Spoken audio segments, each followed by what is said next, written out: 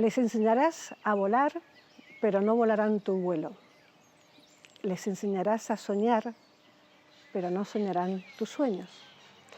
Les enseñarás a vivir, pero no vivirán tu vida. Sin embargo, tanto su vida como sus sueños y sus anhelos habrán ellos una huella de lo que han aprendido. Es un poema de la Madre Teresa de Calcuta para iniciar este programa que hoy hablaremos sobre TDAH y autismo. Comenzamos.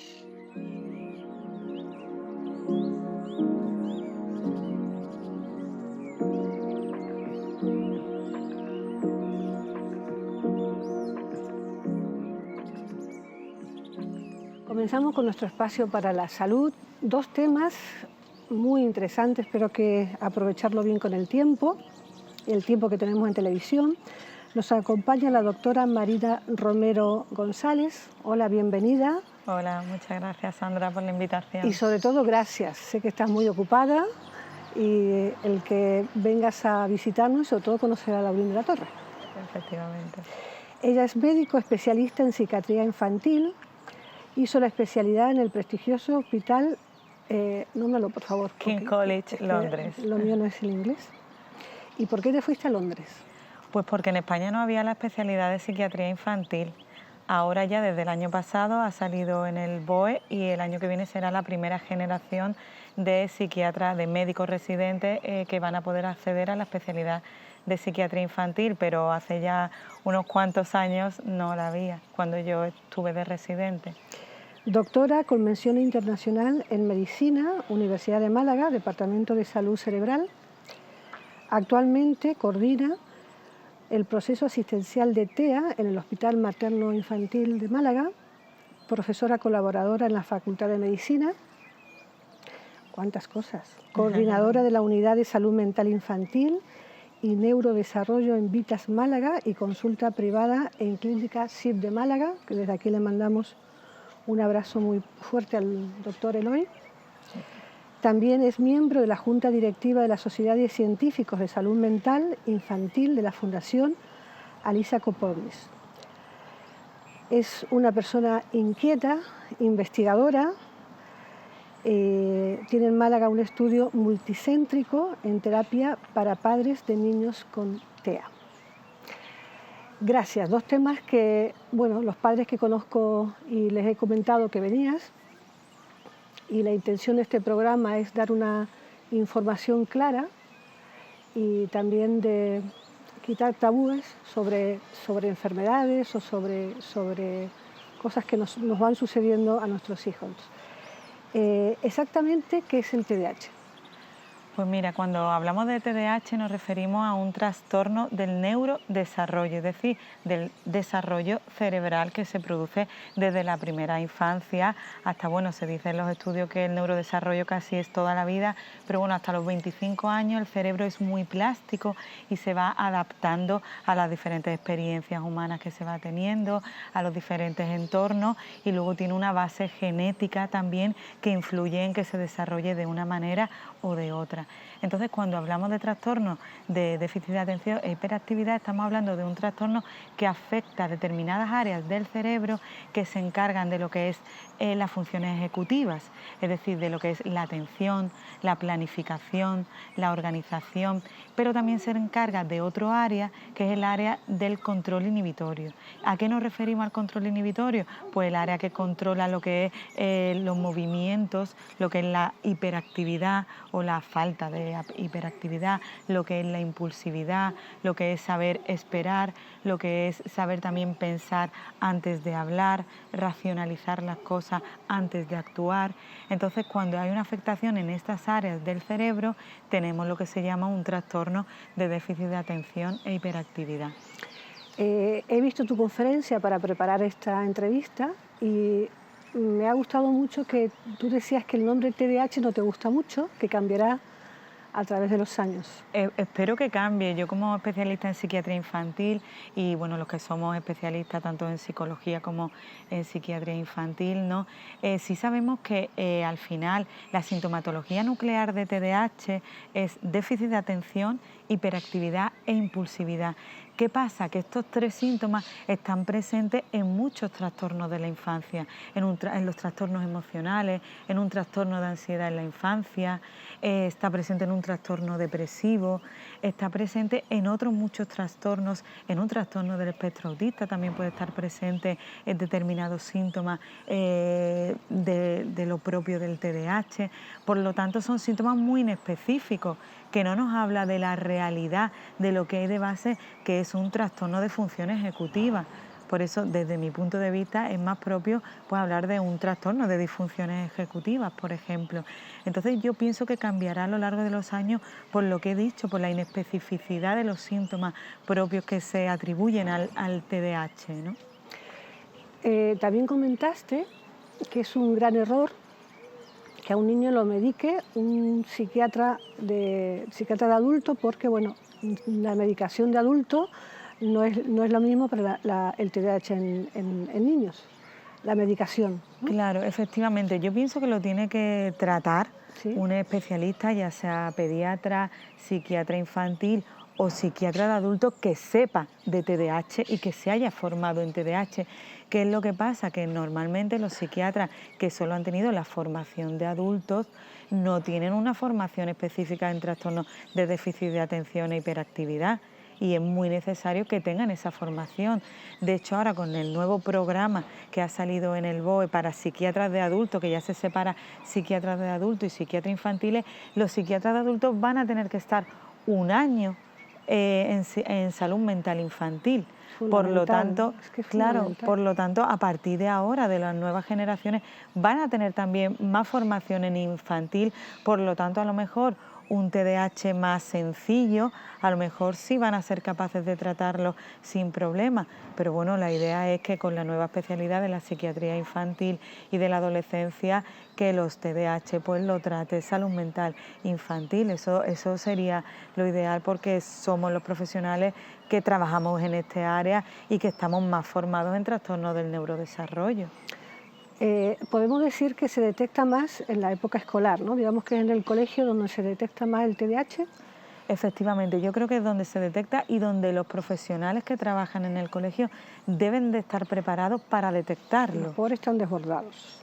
Efectivamente, yo entiendo, y bueno, al final hablamos siempre de lo mismo, ¿no? De falta de recursos en muchas áreas, y luego, por supuesto, donde pasa mayor tiempo el menor es en el hogar. Vale, entonces es muy importante también que los padres se formen y que aprendan también a detectar cuáles son los síntomas de alarma, no para diagnosticar. No pretendemos que un colegio diagnostique o que unos padres diagnostiquen. Disculpa, me gustaría hacer hincapié, porque ahora mismo, como hemos venido hablando en los programas anteriores, el que tengamos un niño que sea activo, revoltoso, que no pare, no significa que tenga TDAH. Por supuesto que no. Es que ahora hay una sensación como que está de moda, ¿no? Es un TDAH. Y simplemente, también lo comentabas en tu conferencia, que los niños es normal que sean activos. Deben de serlo, si no, no serían niños. Claro, deberíamos preocuparnos si no son activos. Exacto. Vale, sobre todo. Ese mensaje me encantaría, porque ahora como mucha mala información, ¿no? Yo creo que lo fundamental es primero el diagnóstico, saber si hay una sospecha y el diagnóstico. Efectivamente, efectivamente. Y bueno, y sobre todo en los primeros 6 años de vida, que es cuando el cerebro es más neuroplástico, es cuando todas las sinapsis se están formando, cuando hay mayor crecimiento en todas las áreas cerebrales. Por lo tanto, en esa época, vale, es normal que un niño sea muy activo. No es que sea normal, es que es sano que un niño sea activo, que explore, que vaya a un sitio, que se canse pronto de eso y que luego investigue en otro sitio. Eso es sano, eso forma parte de la exploración infantil, ¿vale? El problema es cuando ya no son capaces de llevar actividades sencillas, cuando no son capaces de responder a ninguna orden, cuando son ya a un nivel de inquietud psicomotriz que acaban haciéndose daño continuamente, porque se suben aquí, se suben allá. Entonces hay que saber al final decir, bueno, hasta dónde es normal y hasta dónde empieza ya lo que no es normal, y lo que hablaríamos ya de un trastorno de déficit de atención e hiperactividad. porque bueno, un niño puede ser inquieto y debe de serlo, ¿vale? Un niño puede no prestar atención, pero por ejemplo, sí debería de ser capaz de estar en infantil, de ser capaz de estar sentado en clase un tiempo y de atender a una profesora, de ser capaz de dibujar. Y entonces hay niños que no son ni siquiera capaces de estar 15 minutos sentados y necesitan ese movimiento y necesitan levantarse frecuentemente. Entonces ahí ya tendríamos que empezar a sospechar, pero el diagnóstico en sí se debe de hacer no antes de los 5 o 6 años, por lo que he mencionado previamente. ¿El diagnóstico requiere medicación sí o sí? Mira, hay algo muy básico que tenemos que entender, Vale. y es que cuando hay un diagnóstico, un niño puede tener hiperactividad, un niño puede tener impulsividad, puede ser un poquito más impulsivo de lo normal, puede ser un poquito más inatento de lo normal, ¿vale? Pero eso no es diagnóstico. El diagnóstico es cuando, bueno, se ve que hay un problema de funcionalidad ejecutiva importante, y luego cuando hay interferencia importante en la funcionalidad del menor, cuando interfiere en casa, cuando ya en casa llega un momento que todos son gritos, que todos son descalificaciones, que el niño no es capaz de atender ninguna orden y eso repercute en el ambiente familiar, cuando en clase también no es capaz de llevar a cabo las actividades acorde a su nivel, a su edad, cuando no es capaz, lo que he dicho previamente, ni de estar 15 minutos sentado atendiendo a la profesora o haciendo un dibujo. Entonces, cuando hay una interferencia, ya estamos hablando de un trastorno de déficit de atención y hiperactividad. Entonces, cuando hay que tratar. ¿Y el niño con TDAH cómo se siente? Buenísima pregunta, Sandra, porque muchas veces nos olvidamos de cómo se siente, porque el problema, desde mi punto de vista, no es tanto el trastorno de déficit de atención y hiperactividad, el TDAH, el trastorno del neurodesarrollo, porque es verdad que con medicación el 80% mejora muchísimo. El problema es lo que se genera alrededor de este niño, que al final un niño que de alguna manera estorba en muchos ambientes, ¿vale? Y de alguna manera a muchos padres también, a muchos profesores. Entonces lo que ocurre es que al final este niño se crea en un ambiente de rechazo entre iguales también, que al final es un niño inquieto, que no atiende las normas de un juego, los compañeros también lo rechazan en los profesores, porque muchas veces por la falta de información creemos que es un niño mal educado, ¿vale? O en casa lo rechazamos porque es un niño que tiene problemas de conducta. Entonces al final, ¿cómo se construye el afecto de ese niño? ¿Cómo se construye la personalidad de un niño que vive en un ambiente de rechazo y de descalificaciones continuas? Pues hace que al final ese niño, la personalidad de ese niño se construya haciendo al final una barrera protectora en contra, ¿vale?, de esas descalificaciones continuas que experimenta a lo largo de la vida. Bueno, me encantaría continuar con... Yo creo que hay muchas preguntas que han quedado. Para terminar esta franja de TDAH, sabemos que el TDAH es una enfermedad, ¿no? Un trastorno que no tiene cura. Si podemos mejorar la calidad del paciente, ¿puede llegar un TDAH de adulto bien tratado a ser feliz? Sí, por supuesto. Pues yo creo que eso es lo importante. Sí. Puede llegar a ser una persona totalmente funcional, y para mí cuando ya es totalmente funcional podríamos hablar de la cura, aunque siga habiendo unos síntomas que predominan, ¿no?, en su funcionamiento, pero al final lo que importa es la funcionalidad, el impacto que tienen estos síntomas en las diferentes áreas de la vida, ¿no? Entonces, haciendo un resumen de lo que hemos hablado de TDAH, lo más importante es el diagnóstico, que sea bien diagnosticado, ¿no? ¿Y qué le dirías a unos padres que nos están viendo, que tienen la sospecha o la inquietud o la ansiedad de que su hijo pueda tener o hija pueda tener un TDAH? Bueno, pues lo que le diría principalmente es que pidan ayuda, ¿vale? Que pidan ayuda si hay esa sospecha de que su hijo pueda tener un trastorno de déficit de atención e hiperactividad. Y luego, muy importante, los factores de crianza, ¿vale? Que valoremos siempre que todo niño, por muy inquieto que sea, por muy impulsivo que sea, tiene cosas buenas, y tenemos que valorar y reforzar todas las acciones buenas que hacen nuestros hijos, lo que nosotros llamamos el refuerzo positivo, y focalizarnos más en estas cosas positivas que tienen nuestros niños, que todos lo tienen. Hay un término que me ha gustado mucho y va en relación también con mi trabajo, que habla sobre psicoemocional de los padres, que hay que relajarse, padres, hay que relajarse, para ser sensibles a lo que nos sucede o lo que sucede a nuestros hijos. Suena muy fácil, pero no es fácil porque estamos metidos todos los adultos en montones de cosas y a veces no nos damos cuenta, o esa sensibilidad que cada vez se va perdiendo más con esta sociedad. Yo podría decir que la sociedad sí es un poco autista, Sí. sí es un poco autista. Bien, vamos a hablar un tema que particularmente me afecta, que es ¿qué es el autismo? Perdón. ¿Qué es el autismo?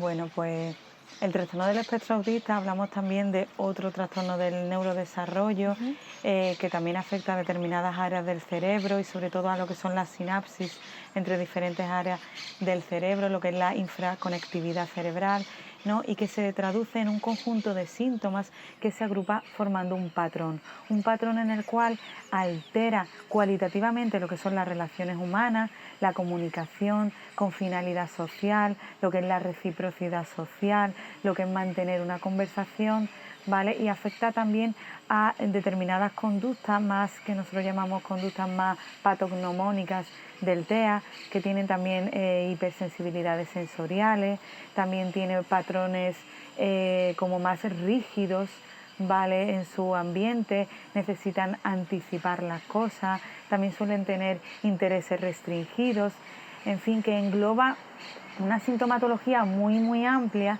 que cuando hablamos de que cumple determinados síntomas, tanto a nivel de alteración cualitativa social como de patrones de conducta repetitivas y alteraciones sensoriales, definimos lo que es un trastorno del espectro autista.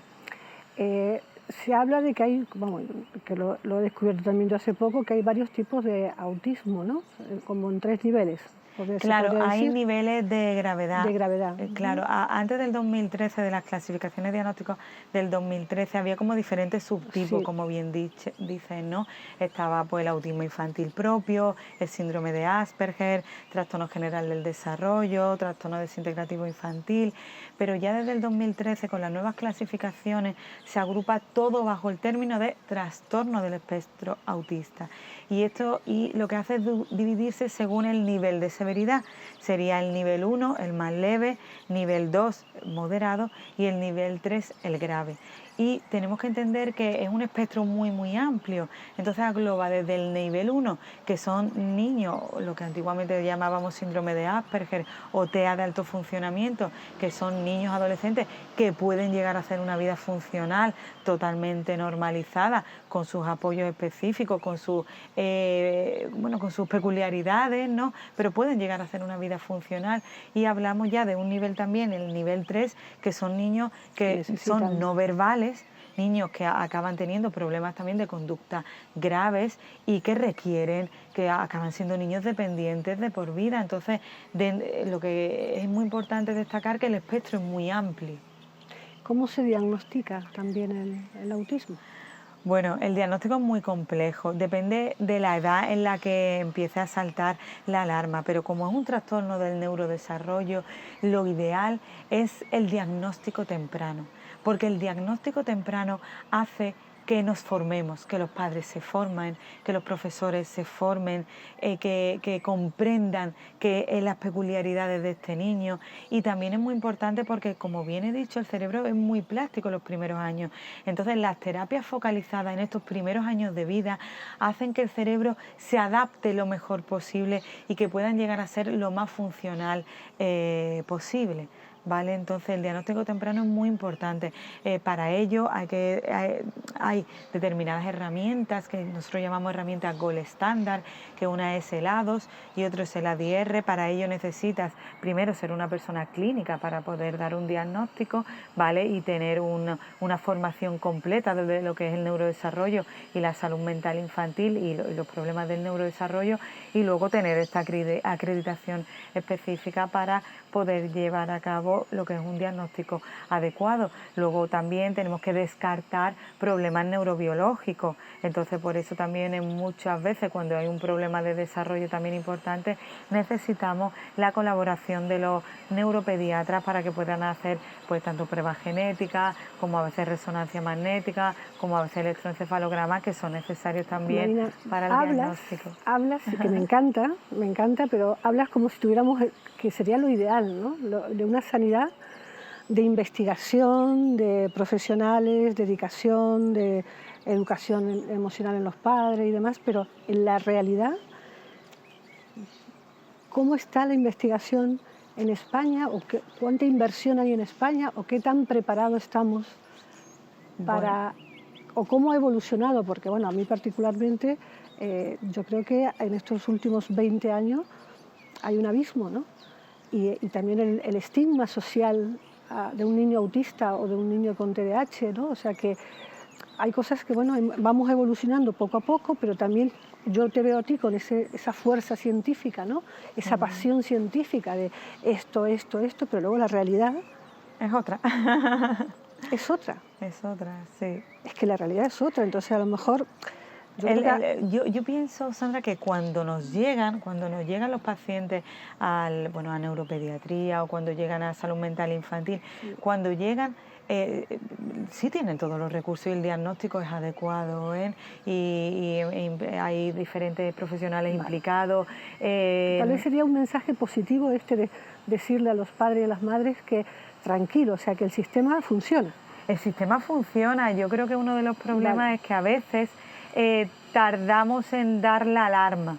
Es decir, entre que un padre se preocupa, lo lleva al pediatra o en el colegio también salta la alarma de que hay un problema, a lo mejor ya llegan a los 5 o 6 años, pues ya hablamos tarde cuando hablamos de neurodesarrollo. ¿Y cuando llegan adolescentes? Hablamos que llegan muy tarde cuando hablamos de los adolescentes, porque ya han experimentado mucho rechazo a lo largo de su vida y además de ellos no comprender por qué son así y por qué tienen ese rechazo y por qué han experimentado eso. Y al igual que TDAH, ¿cómo siente una persona que ha tenido autismo y se le diagnostica cuando a lo mejor es adulta o adulto? Mira, mi experiencia es que cuando hablamos de un TEA, que normalmente ya los TEA que se diagnostican en la adolescencia son TEA de alto funcionamiento, ¿vale? La verdad que sienten un alivio increíble, increíble, porque empiezan a comprender porque han experimentado no solo tanto rechazo, sino haber experimentado que no encajaban en la sociedad, haber experimentado que no tenían esa necesidad social que tenían otros niños o otros niños que sí tenían esa necesidad, pero sufrían ese rechazo por parte de iguales. Entonces, el comprender, el conocer por qué actuamos de una manera y por qué percibimos el mundo de una manera, eso nos ayuda a situarnos y a estructurar quiénes somos y cómo nos situamos en este mundo. Entonces, mi experiencia es muy positiva porque es liberador. Igual que cuando diagnosticamos a un niño pequeño también, porque los padres al final tocan muchas puertas, no saben lo que le pasa a su hijo, sabe que no tiene un desarrollo normal, pero en muchos ambientes le dice, bueno, espérate, muy pequeño, y cuando le das el diagnóstico y el tabú que los padres se le rompe el ideal de hijo o hija. Efectivamente, todos queremos niños ideales, ¿verdad? Y quitamos esa burbuja de ocultamiento de que tenga un niño malito. No, claro, no, hay que aceptar nuestros hijos tal y como son. Me gusta muchísimo cómo los llamas, que son niños o niñas especiales.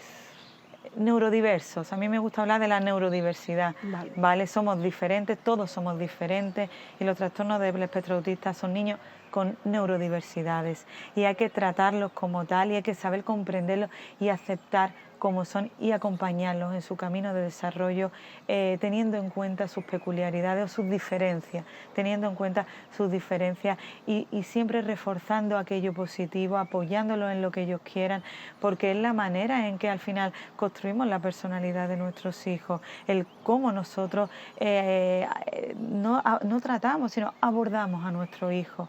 ¿Vale? Si es desde el rechazo, desde la expectativa, desde lo que desearíamos que fuera y no lo es.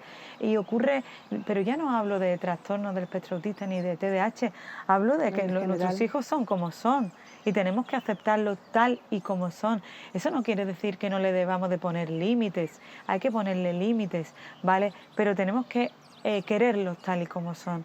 Ahí está la grandeza de ser padre y así generamos niños felices, ¿vale? Sean TEA o sean TDAH. Y es que se le acepte no solo en la familia, ya lo he dicho, sino en diferentes entornos. Y para eso lo más importante es la psicoeducación. Hay que formar no solo a los profesores, hay que formar a los alumnos, porque pueden tener compañeros con TDAH o pueden tener compañeros con TEA y tienen que saber lo que es y cómo abordarlo para que lo respeten. Y para que no sean niños loquitos o niños malitos. Raros. O raros, o no sean niños raros. Sí, que eso duele mucho. Llevan parte del bullying, yo creo que efectivamente, que ya engendra bullying y ahí ya se crea un círculo vicioso que es muy difícil salir.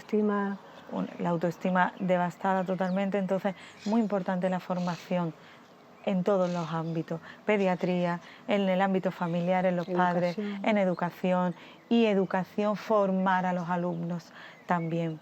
Lo que es la neurodiversidad, que somos diferentes y tenemos que respetarnos. Si aquí nos hicieras un test a todos los que estamos aquí. Seguro, yo también, y seguro que yo también tengo un tirito dado, todos tenemos un tirito dado. Me encanta que seamos distintos y diferentes. O flecos sueltos, somos diferentes, pero yo haría hincapié en la sensibilidad. Yo creo que si me gustaría dejar un mensaje es que no nos pongamos tan neuróticos socialmente con esta sociedad tan deprisa y recuperemos la sensibilidad y saber estar, el tiempo. Me encanta lo que has dicho, en este mundo tan deprisa, los niños necesitan tiempo. Si los padres no tienen tiempo para dedicar a sus hijos no se van a desarrollar adecuadamente. Entonces vivimos que si trabajamos de mañana, de tarde y hacemos encaje de bolillo, ¿no?, para poder tener tiempo con nuestros hijos, y el poco tiempo que le dedicamos, que si la tarea, que si termina, que si mañana tienes un examen, que si la actividad extraescolar, los niños necesitan pasar tiempo de calidad con sus padres. Y vínculo. Ahí está el vínculo, en pasar tiempo de calidad con nuestros hijos, en jugar, en viajar al campo, ir aquí que tenemos en Málaga, en la zona de la Sarquía, en la zona por aquí también, un campo maravilloso para hacer senderismo, para salir a la naturaleza, tenemos playa, o sea que en Málaga tenemos todos los recursos que necesitamos para pasar tiempo con nuestros hijos. Entonces, si no le dedicamos tiempo a nuestros hijos, va a haber una afectación emocional importante. Hay una persona, no voy a decir su nombre, que tiene un hijo con altas capacidades, ¿no? Y lo están pasando muy mal. Entonces, ella me dijo que te preguntara cómo pueden los padres, o sea, qué herramienta podrías darle a los padres para no estar tan alterados. Bueno, pues al final, igual que hablamos de altas capacidades, de cualquier situación, creo yo, ¿no?, que genere la falta de comprensión. Entonces, lo primero es formarse. O sea, tengo un hijo con altas capacidades, me voy a formar. Hay sitios donde formarse, ¿no? Hay sitios, hay centros, hay asociaciones también de altas capacidades. ¿Y autismo también? Hay también asociaciones de autismo para formarnos, o sea, el conocimiento y el poder ayudar a nuestros hijos parte de la base de formarnos, de saber cómo poder ayudar a nuestros hijos con altas capacidades. Luego está también lo que hablamos, la doble excepcionalidad, ¿no?, cuando tienes un niño con TEA y altas capacidades, o cuando tienes un niño con TDAH y altas capacidades, pues ya claro, hay determinados síntomas que lo explica el TDAH o lo explica el TEA de alto funcionamiento, pero hay otros síntomas que lo explican las altas capacidades, y también son niños que de alguna manera se relacionan de una manera diferente y no son tan comprendidos también por los iguales y también sufren mucho bullying.